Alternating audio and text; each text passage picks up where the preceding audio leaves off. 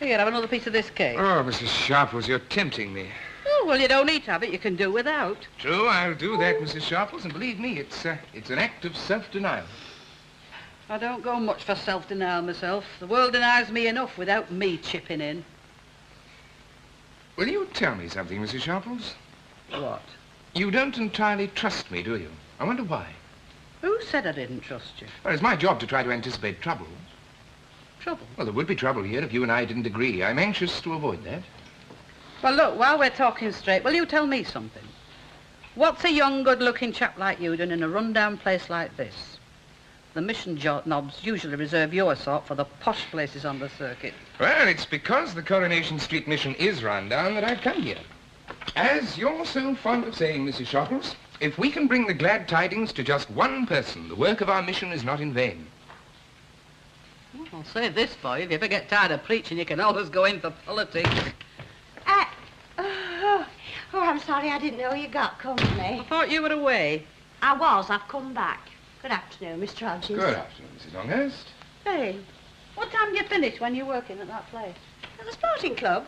Yeah. Oh, I'm never later than 4:30. Why? Well, I was expecting Minnie Cole to a tea. She's never turned up. Well, she definitely said she wouldn't do overtime. Well, it's 5:15 now. She must be doing a bit on the side. Tell you what, she'll be after your job next. You know, I really think I'd better go and see if I can find her, Mrs. Sharples. Mind you, she was always one for losing track of time, was that one. I bet she's doubling up on the fruit machines right now. Look, I'll come back and report. Well, if you tell her there are pikelets for tea, she'll come like a shot. Right. There's 2 spare there if you want them. Oh, I'm right off eating. Oh. Overfaced yourself at your Lily's, have you? Oh, how is she? By the way you were going on this morning, I thought she was a hospital case at least. Ah, well, it turned out she weren't as bad as she said she was. And how's our Lily's Wilf coping? Oh, him. So he's out of favour and all, is he? I thought there was summat up. Well, I ask you. He comes tearing into house after his work, finding fault with everything. You can't do out to please that one. I mean to say, I go there willingly, giving up a day's work, losing a day's pay, paying my own bus fares both ways, and all I get is criticism. He said I was spoiling kids. Oh, but I told him, you know. I said I were good enough to bring our Lily up proper, I said, otherwise you wouldn't have married her. And then I walked out and left him to it. Didn't he offer to pay your fares? A man of his means?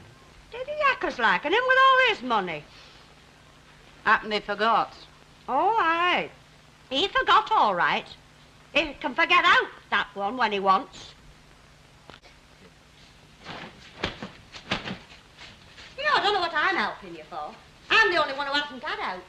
Well, you had offered 2 pikelets. Getting your appetite back already, are you?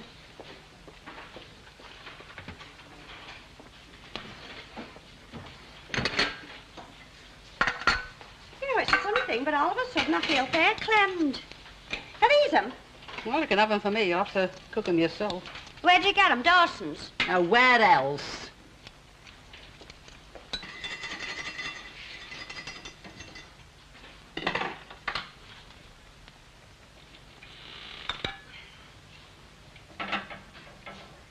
Do you remember his wife? You, Amy Dawson?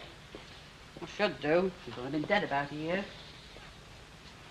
You know, it's a funny thing. When she was alive, every time I went into that shop, I had a picture of her crouching on the floor of Cyril Hardacre's van. She knew it and I knew it, but now it was ever said. You're talking in riddles again. Oh, I never told you out about it at the time. I can keep my little secrets when I want, you know.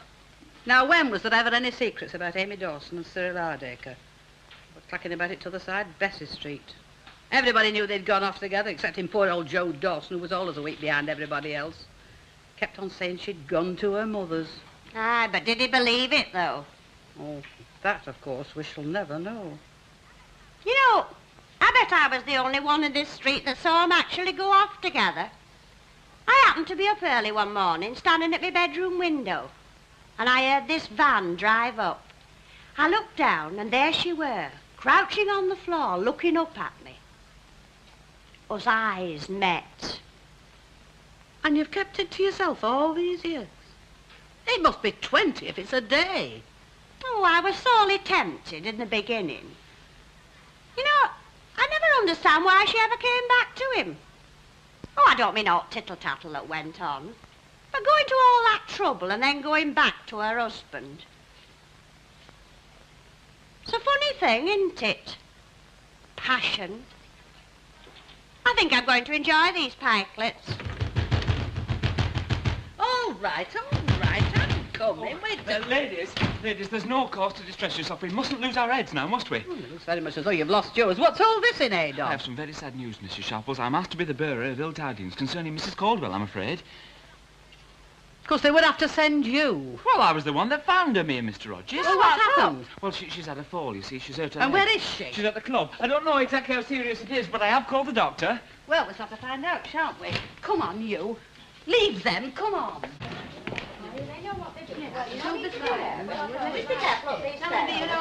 All right. Come and see me, won't you? Oh, she'll be You're home not before there you know yet. it, Can I not keep you? Can Can I get him turn round this corner? Sharp. Don't have him running Just around coming the out. street. No, I'll watch him, don't worry. You won't forget, will Oh, you? you'll be home before you know where you are. Go on. Oh, I hope so. What's going on then? By God, this is going to cost your club summit. There's no doubt as to who's responsible. Look, will you stop trying to run things around here? Now, what happened? That's what happened. That banister broke.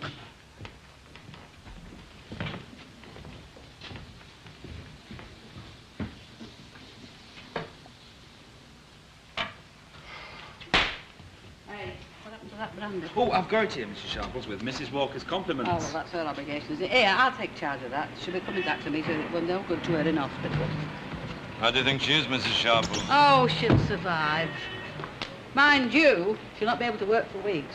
And there'll be a lot of expense involved, to say nothing of the inconvenience.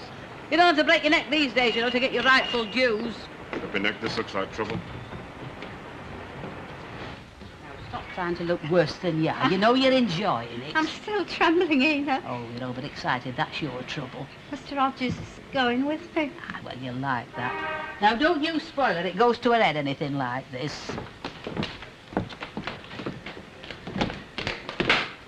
What are you feeling, love? I finished all the work, Gus. Yes, Oh, that'd be bump straight, letting her work here any road. Ta-ra, love. Ta-ra. Where are you taking it